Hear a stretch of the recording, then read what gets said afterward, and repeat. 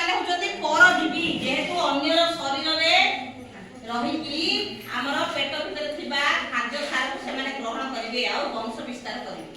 ବଂଶ ବିସ୍ତାର ଲକ୍ଷ ଲକ୍ଷ ଆକାରରେ କରିବେ। କରିସାରିଲା ପରେ କ'ଣ ହବ? ପେଟ ଭିତରେ ଜାଗା ନାହିଁ, ତାପରେ କ'ଣ ହବ? ସେଟା ଖାଦ୍ୟ ମଳଦ୍ୱାର ଦେଇକିରି ବାହାରିବେ ସେମାନେ। କ'ଣ ହବ ତାପରେ? ରାତିରେ ଆଉ ଶୋଇପାରିବେନି। ପିଲା ଦେଖିଛ ନା କେମିତି ଡେଉଁଥିବେ? କ'ଣ ପାଇଁ ଡେଉଁଛନ୍ତି? ଏକ୍ସେସ୍ ହେଇଯିବ ସେମାନଙ୍କର, ମାତ୍ରା ବଢିଗଲେ ମଳଦ୍ୱାର ଦେଇକି ସେମାନେ ବାହାରିବେ। କାନ୍ଦିବେ ରାତିରେ, ନିଦ ହବନି, ଯାହା ଖାଇଲେ ବି ଦେହରେ ଲାଗିବନି। ସବୁ ଖାଦ୍ୟ କିଏ ଖାଇଦେଉଥିବ? ସେମାନେ ଖାଇଦେଉଥିବେ, କୁର୍ମୀମାନେ। ତେଣୁ ରକ୍ତହୀନତା ହବ, ବିଭିନ୍ନ ପ୍ରକାର ରୋଗର ଶିକାର ହେବେ।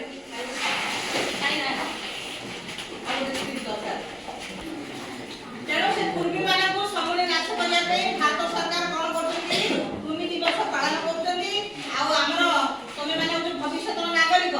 ତେଣୁ ଆଗାମୀ ତମେ ହଉଛ କ'ଣ କରିବ? ଭାରତର ନାଗରିକ ହବ। ଯେ ତମ ଦେହରେ ସୁସ୍ଥତା ନ ରହିବ, ରୋଗ ହବ, ତାହେଲେ ତମେ ଭଲ ନାଗରିକ ହେଇପାରିବନି।